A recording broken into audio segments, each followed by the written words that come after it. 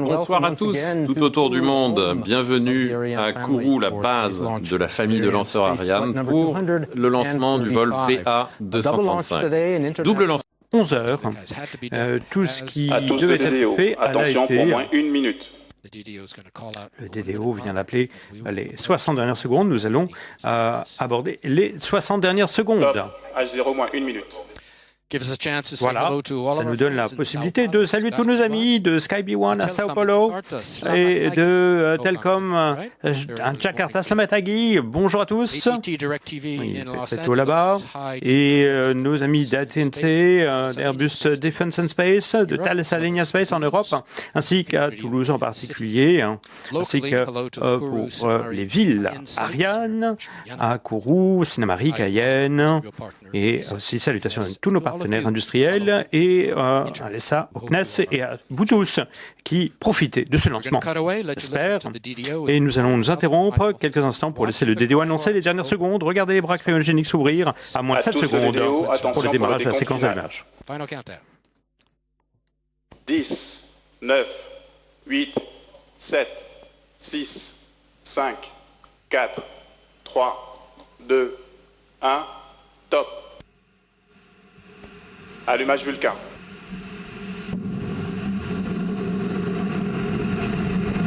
Allumage EAP, décollage.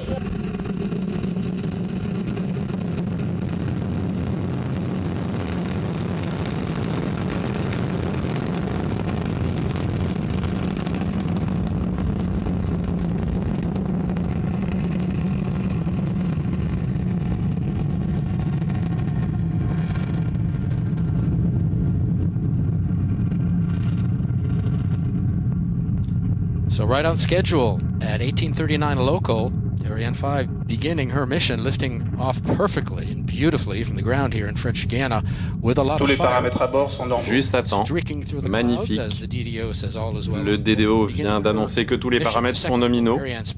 C'est la deuxième mission pour Arianespace cette année avec 2 satellites de télécommunications pour des opérateurs régionaux importants.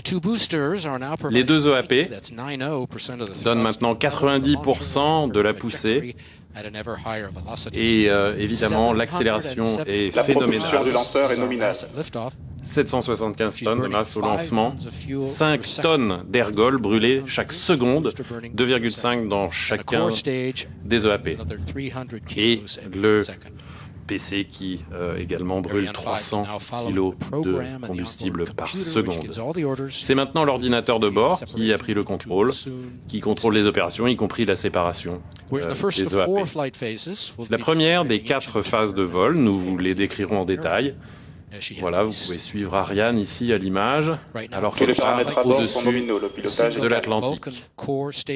Voilà, vous avez le moteur Vulcain, le PC et les EAP ici qui travaillent ensemble. 240 tonnes en 2 minutes de combustion. Là, ce seront les 2 premiers à s'éteindre. Vous entendrez dans une vingtaine de secondes le DDO annoncer la fin du travail des EAP. La trajectoire est Même ici, normale. on sent les vibrations, c'est phénoménal. Alors que nous sommes à 15 km. Si vous êtes dans la station d'observation la plus proche, le bruit et la lumière sont véritablement impressionnants. Voilà, donc on va voir ici, regardez, je crois que c'est la fin du Séparation travail des états des EAP. d'accélération à poudre. Le DDO vient de confirmer les 2 points orange ici, vous les voyez dans le ciel, et ici, vous voyez le PC au milieu. Voilà, donc le largage des EAP, pour vous donner une idée, La propulsion est tombe 500 nominale. km, un éloignement de 500 km des côtes. La Guyane française a été d'ailleurs en partie choisie pour cette façade maritime, justement. On en parlera un petit peu plus tout à l'heure. Alors pour l'instant, vous pouvez voir en bas de votre écran l'altitude qui s'approche de 100 km, à droite la vitesse, La trajectoire 2 est nominale. km secondes. La vitesse dont on a besoin pour la séparation des satellites est d'environ 9 km secondes. Donc gardez un œil rivé sur ces chiffres. Quand on approchera des 9 km, vous savez qu'on est proche de la séparation des satellites. Voilà. Maintenant, la séparation de la coiffe. Vous voyez cette partie Séparation de la coiffe. Ce sont les panneaux solaires de notre premier passager, Sky Brazil 1. La séparation de la coiffe est réalisée par deux systèmes pyrotechniques, des cordons pyrotechniques, l'un horizontal, un vertical. Voilà, là vous voyez une des deux moitiés de la coiffe qui retombe. La coiffe peut maintenant être larguée puisqu'il n'y a plus d'atmosphère, plus de frottement, plus d'échauffement susceptible d'interférer avec les passagers. Et bien entendu, pour maximiser la performance, il faut se débarrasser des poids morts dès que possible. Et cette coiffe pèse tout de même 2 tonnes et demie. Nous sommes maintenant dans la deuxième phase de la propulsion. Il ne reste plus que l'EPC, qui devrait continuer à fonctionner pendant un total de 9 minutes. Maintenant, c'est la vitesse qui est importante. Les ergols liquides sont très efficaces et peuvent aussi apporter une poussée durable sur une assez longue durée. Il y a plusieurs systèmes de propulsion. Nous avons donc les ergols liquides dans le PC qui sont plus efficaces que les poudres qui sont utilisées dans les EAP. En gros, pour simplifier, la poudre sert à arracher le lanceur de la Terre et les ergols liquides apporte un autre degré de précision. Ariane 5, ici, c'est Ariane 5 version lanceur lourd. Nous avons aussi Soyuz pour des charges utiles de taille moyenne et Vega pour des charges plus petites d'environ 1 tonne. Et nous devrions maintenant nous approcher des images de ce lancement que nous allons pouvoir refaire l'expérience de ces moments très intenses, au moment où Ariane a quitté le pas de tir il y a à peu près 5 minutes. Nous disposons de caméras dans la plupart des points d'observation de la base qui nous livrent différents points de vue, tous très intéressants. On devrait pouvoir en voir plus tout à l'heure. Le site d'observation le plus proche, baptisé Toucan, où se trouve un certain nombre de nos VIP ce soir. Voilà, deuxième phase de propulsion, le PC. Tous les paramètres à bord sont normaux, sa puissance, pilotage est calme, la vitesse, diamètre donc 4,4 4,4 mètres, longueur de 31 mètres, à peu près la même chose que pour les EAP, et un moteur Vulcain unique qui fonctionne à l'oxygène et à l'hydrogène liquide. Une fois par an, nous dédions un vol à la ville présidente de la communauté des villes Ariane, et cette année c'est Toulouse, la ville rose. The lower stage has another Et donc 30 seconds l'étage to burn, inférieur now being followed by our first qui va être downrange encore tracking station and that en across the fonctionnement border. pendant 30 secondes All of Ariane's avant trajectory has been séparation et designed allumage from de l'étage supérieur. the launcher is Toutes les sending opérations ont été radar suivies telemetry du sol to the par network le biais stations is keeping d'un us réseau health de stations de télémesure telemetry is the qui vont launch suivre le lanceur tout au long de sa progression. Ce sont ici les informations que nous suivons. Il s'agit de 1500 paramètres qui sont retransmis du lanceur vers les stations de télémesure au sol. Et par le biais des antennes qui sont situées à l'extérieur de l'étage supérieur. Et vous voyez, vous venez juste de voir l'allumage de l'étage supérieur. Ces commandes sont commandées en l'espace de quelques millisecondes par les ordinateurs de bord. Et vous voyez cette vue de caméra à bord. Vous voyez, vous allez La voir propulsion de l'ESC nominale. l'étage inférieur, largué dans l'océan Atlantique. Nous allons ensuite poursuivre avec ce moteur supérieur pendant une période de 16 minutes jusqu'à 25 minutes 14. Et donc Ariane 5 a utilisé l'ensemble de ses 175 tonnes de combustible et a perdu encore 14 000 kilos de masse sèche. Le lanceur, vous vous en rappellerez, a perdu également 240 tonnes de combustible dans chaque EAP. principalement, le poids vient de ce lanceur est bien constitué de combustible. Eh bien, que reste-t-il? Il reste environ 19 tonnes. La case à équipement, le SILDA, environ une demi-tonne. Nous portons environ 10 tonnes de satellites et d'adaptateurs. Donc, ce qu'il reste, c'est à peu près, donc, vous voyez, 13 tonnes sur ces 13 tonnes. Bien, 10 seront placés en orbite. Les satellites et Skyby One en image maintenant. Voilà, pendant que vous regardiez le film, le signal de l'île d'Ascension, une toute petite île britannique de 10 km², a attrapé le signal. Sky B1, Sky Brazil 1 est le 10e satellite lancé pour le compte d'AT&T DirecTV et 50% après ce soir, donc des satellites AT&T DirecTV auront été lancés par Arianespace. Le lancement le plus récent pour cet opérateur, c'était DirecTV 15 sur le VA223 en mai 2015. DirecTV 15 pesait à peu près la même masse, un peu plus de 2 tonnes. AT&T DirecTV, une filiale, donc cette filiale sud-américaine a environ 20 millions de clients en Amérique du Sud. Sky B1, construit par Airbus Defence and Space à Toulouse, le 116e satellite de ce constructeur et de ses prédécesseurs lancé par Arianespace. Et dans le carnet de commandes, il y en a 17 de plus construits par Airbus Defence and Space. Un autre petit film maintenant sur les relations entre Sky Brazil et Arianespace.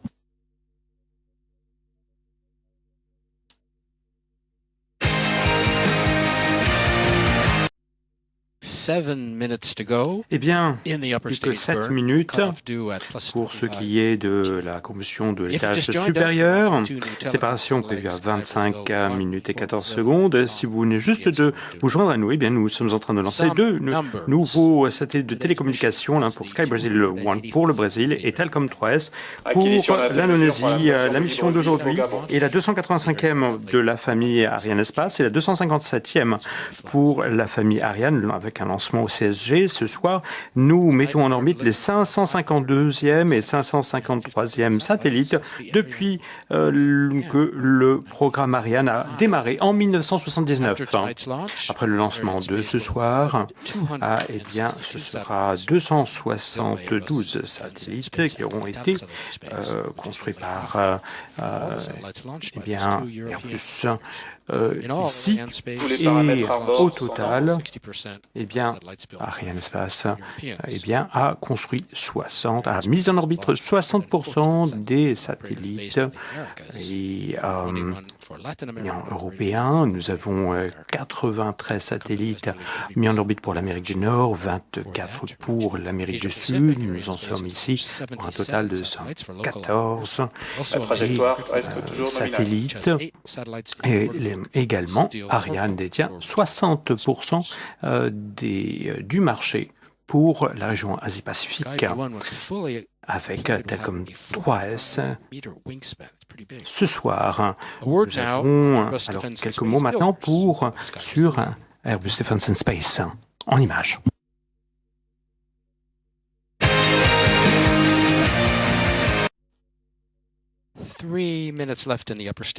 Voilà, 3 minutes de combustion de l'ESC. Et maintenant, l'acquisition par la station de poursuite de Libreville a eu lieu. Histoire intéressante d'ailleurs, puisque jusqu'à Ariane 3, la dernière station de poursuite se trouvait en Côte d'Ivoire, à Akako. Pour Ariane 4, il a fallu aller plus à l'est, à 40 km de Libreville. Cette station a ouvert en 1986.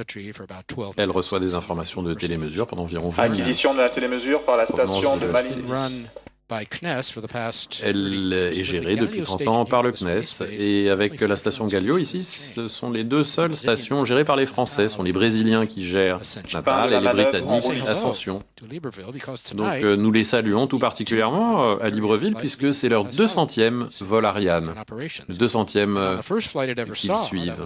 Et le le tout premier vol, c'était VA-17 avec une Ariane 3.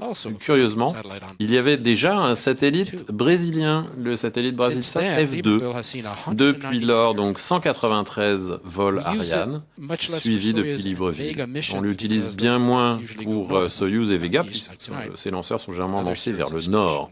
Et on utilise alors donc une autre série de stations de poursuite.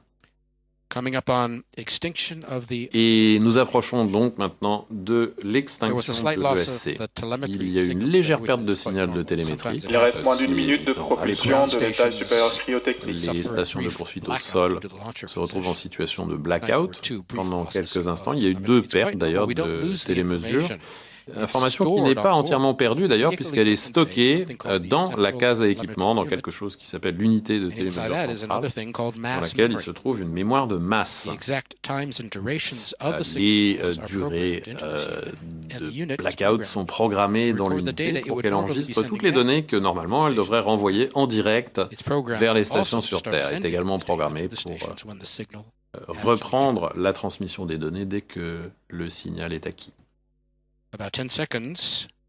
Environ 10 secondes maintenant, et on devrait entendre le DDO entendre l'extinction de l'ESC. Vous verrez à droite la tuyère qui va s'éteindre. À gauche, la partie bleue, c'est Extinction de l'ESC. Et la partie noire, c'est le SILDA qui renferme le 2e satellite. Voilà, extinction de l'ESC.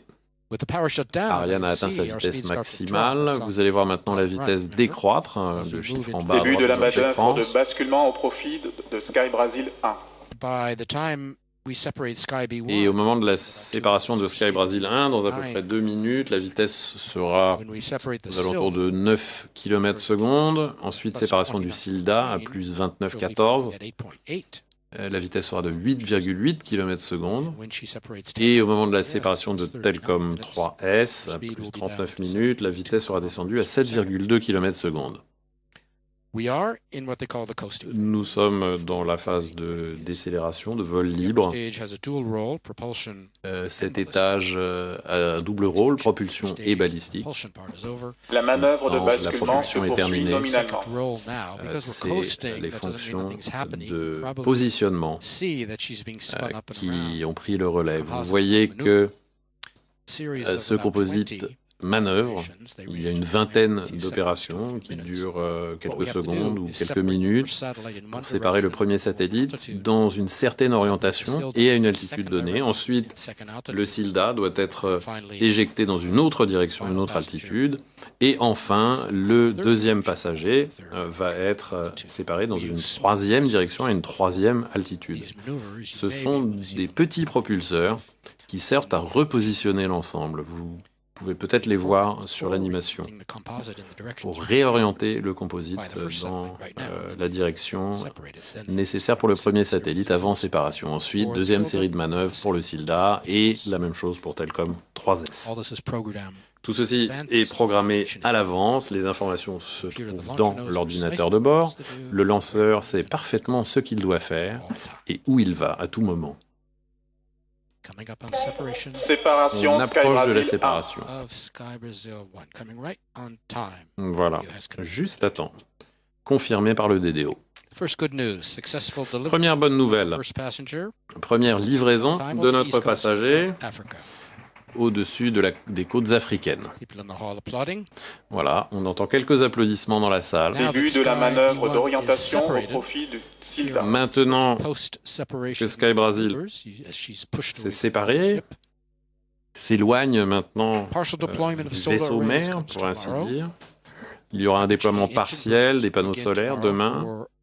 Une mise en apogée pendant 4 jours, déploiement total des panneaux solaires le 19 de ce mois, déploiement des antennes le lendemain, acquisition par la Terre le 21 et dérive vers l'emplacement final à la suite d'un certain nombre d'opérations au cours de ce mois et en mars. Donc, séparation du premier passager, le composite va maintenant s'orienter vers une autre altitude et dans une autre direction pour l'éjection du SILDA.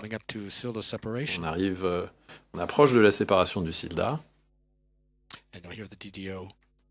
On entendra le DDO l'annoncer dans une vingtaine de secondes, tout au plus.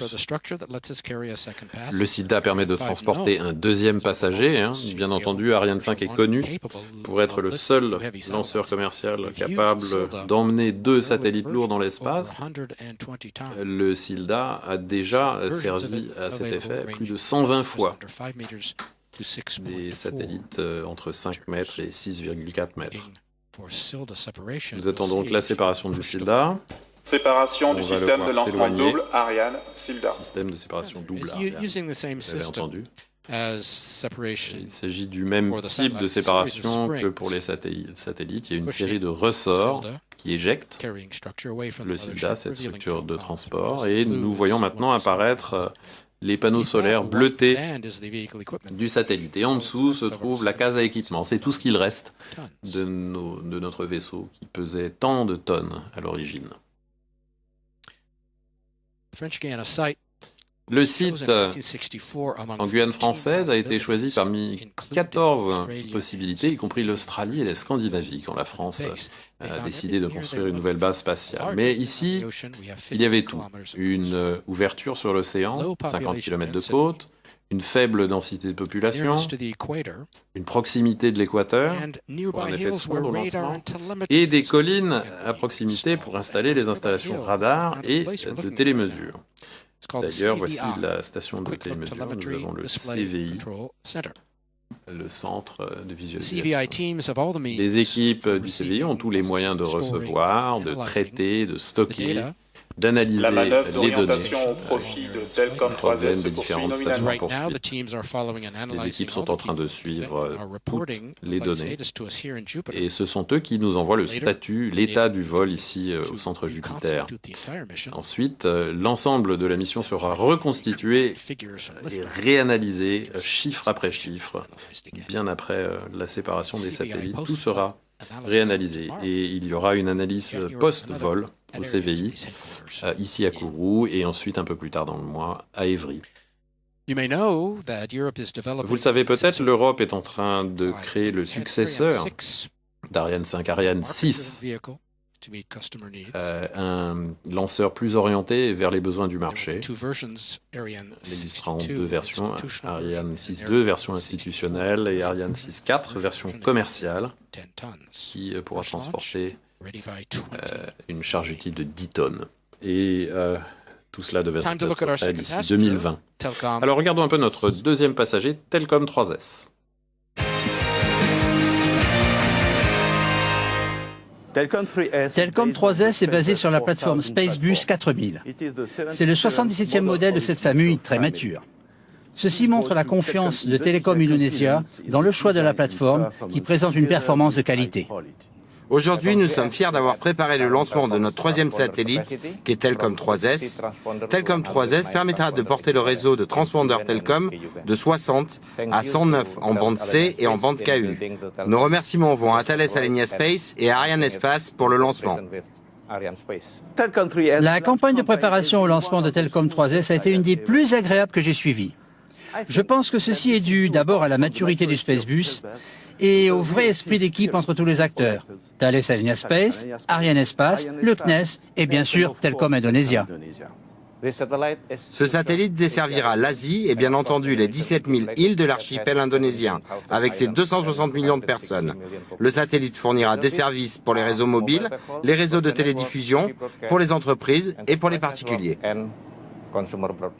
Telkom 3S débutera sa mission positionnée à 118 degrés de longitude est pour remplacer Telkom 2 au tout début du mois d'avril de cette année. Cela durera au moins 18 ans grâce à la capacité des réservoirs et aux grandes performances d'Ariane 5. Je souhaite tout le meilleur pour Telkom 3S.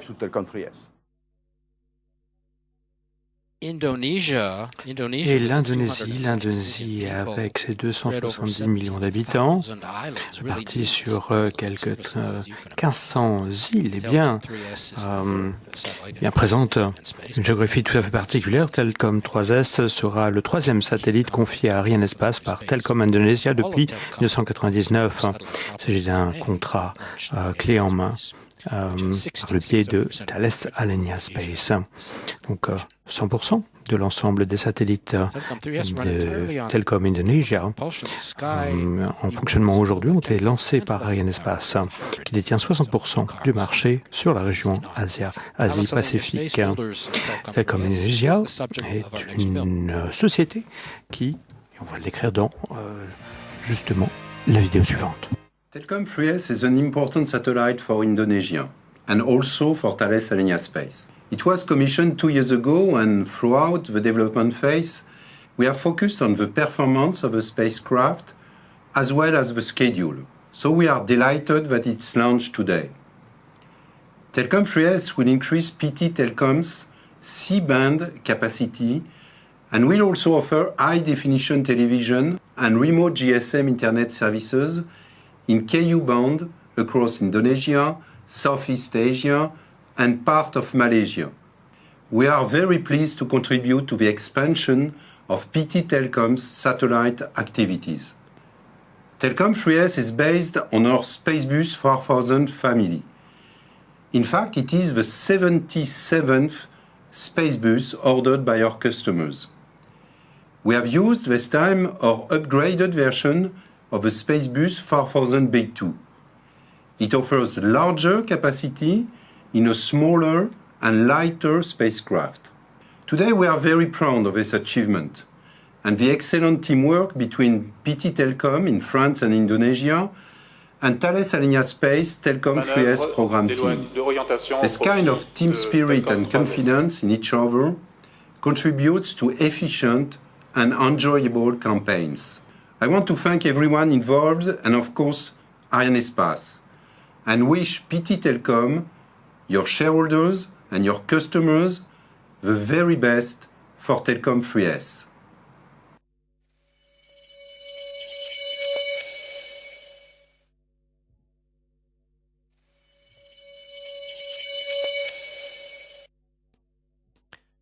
Telkom 3S is the 146th Telkom 3S est le 146e satellite construit par Thales Alenia Space et ses prédécesseurs à être lancé par Arianespace. Telkom One, lancé en 1999 sur le VA118, qui est un lancement d'un seul satellite. Telkom 2 en 2005, sur une Ariane 5, pesait juste un peu moins de 2 tonnes. Telkom 3S pèse 3 tonnes et demie. Donc la flotte évolue. Le carnet de commandes comprend 9 satellites Thales Alenia Space. Et dans notre dernier film, nous allons voir ce qui va se passer à Telkom 3S après séparation.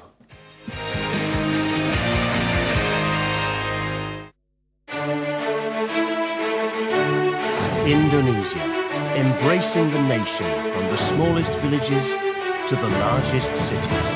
For many decades, we have walked hand in hand with the nation, bringing change for a better life. The only state-owned enterprise listed on both the Indonesian and New York stock exchanges. As one of the 5 best public companies in Indonesia, Telkom Indonesia has a vision, mission and strategic objectives to grow through continual improvement and to become the leading company. This year, Telkom Indonesia has rolled out its strategic portfolio, customer value through digital times, telecommunication, information, media, edutainment, and services. Telkom Indonesia offers business and product portfolio that is tailored to suit the needs of its customers. Mobile services, fixed services, consumer digital, enterprise digital, interconnection and international traffic, and network and infrastructure. Telkom's Digital Times services, supported by the synergy of 32 business entities encompassing a wide range of community needs via state-of-the-art technology and the widest coverage, as shown by its broadband backbone networks and the establishment of business services in several countries: Singapore, Hong Kong, Timor-Leste, Australia, Malaysia, Macau, Taiwan, USA, Myanmar, and the Kingdom of Saudi Arabia. Telkom Indonesia has won recognition and numerous awards. Telkom Indonesia is conquering digital technologies in the air, on land and at sea, and is set to become the king of digital.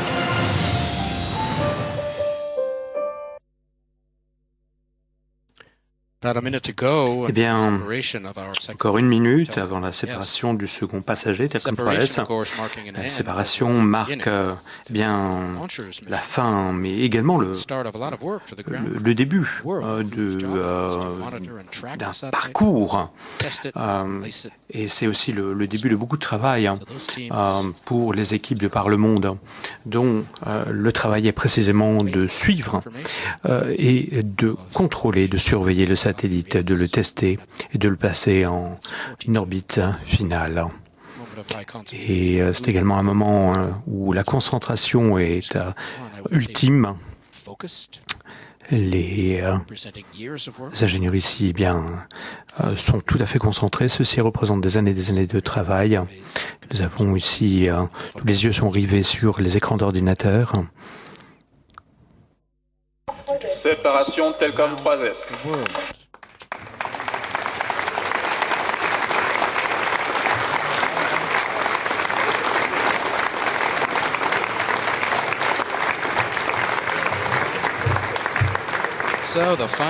Voilà, la très bonne nouvelle au final. Eh bien, vous pouvez entendre les applaudissements. Ariane 5 a livré le second passager, Telkom 3S, au-dessus de l'océan Indien. Donc, et à ces quelques minutes tendues, il y a quelques instants, eh bien, vous pouvez voir le changement d'atmosphère ici. Et on suit le lanceur, le satellite. Le travail ne fait que commencer pour les équipes de Skyby One et de Telkom 3S. De par le monde, les premières manœuvres des satellites sont suivies et surveillées maintenant. Nous attendons maintenant les traditionnelles interventions post-séparation. Peut-être quelques instants simplement. Voilà, confirmation du signal de Telkom 3S reçu par sa station de télémesure. On ne sait pas sûr encore si on va attendre, Peut-être que cela pourrait prendre 5 à 10 minutes. Voilà. Juste pour savoir où se trouve exactement le satellite. Et peut-être que ça ne va pas être le cas ce soir, peut-être qu'il faudra attendre un petit peu plus tard pour confirmer son orbite et sa trajectoire pour voir s'il n'y a absolument pas de déviation par rapport à ce qui était prévu. Et si l'on passe directement au discours, eh bien, ce seront Stéphane Israël, Luis Ottavio Barcarezzi, Philippe Suisse, Arnaud de René d'Airbus Defence and Space, Axel Naga de Telkom, Martin Van Schaik de Thales Alenia Space, Jean-Yves Le Gall du CNES et Christophe Siruguet, secrétaire d'État français pour l'industrie. Donc, les ingénieurs et les responsables également qui se trouvent dans le bocal, eh bien, vont se diriger vers... Oui, je vois.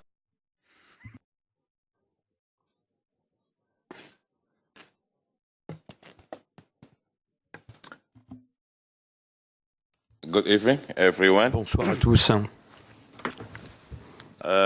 Praise the Lord. Telkom 3S. Eh bien, voilà, Telkom 3S s'est séparé et a été injecté en orbite. Le seul mot que je peux dire, c'est à Ariane, que je peux adresser à Ariane Espace et à Thales Alenia Space, nos partenaires fantastiques. Et félicitations pour votre travail acharné,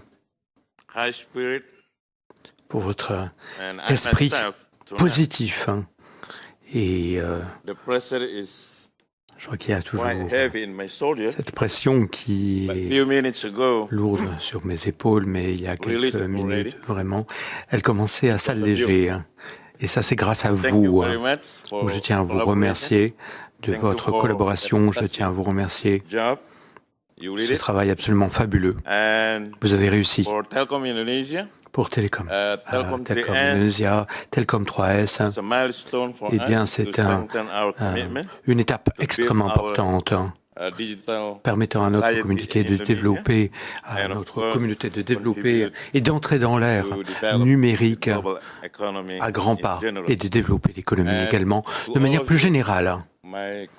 À vous tous, mes collègues de Telkom Indonesia, également à mon directeur, à tous les membres de mon équipe,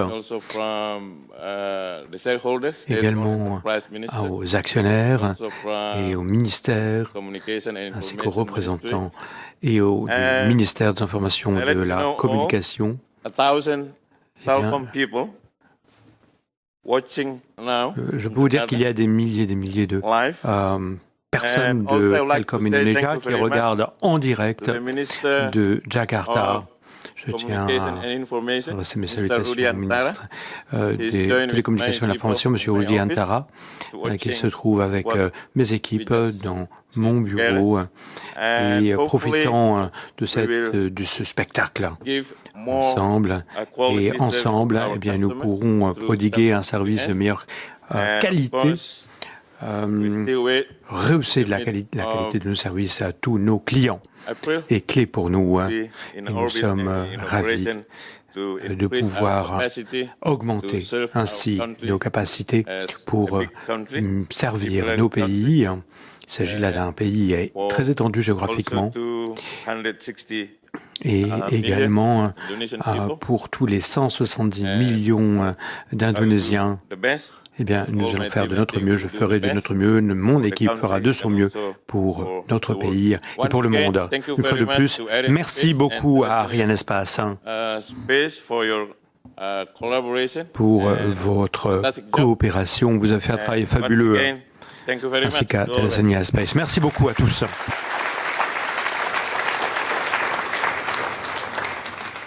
Espace, premier lancement d'Ariane pour 2017, deux nouveaux satellites de télécommunications en orbite pour apporter des services d'HDTV au Brésil et en Indonésie. Félicitations à tous. N'oubliez pas, eh bien, 77 réussites, lancements réussis d'affilée pour Ariane Espace. Ensuite, nous aurons un autre double lancement pour Ariane 5 et Vega qui sera lancé au mois de mars. Et bien, jusque-là, eh bien, au nom de Toulouse, eh bien, ici, John Jean-Paul vous dit merci de nous avoir écoutés et nous attendons avec impatience de vous retrouver très bientôt. Au revoir.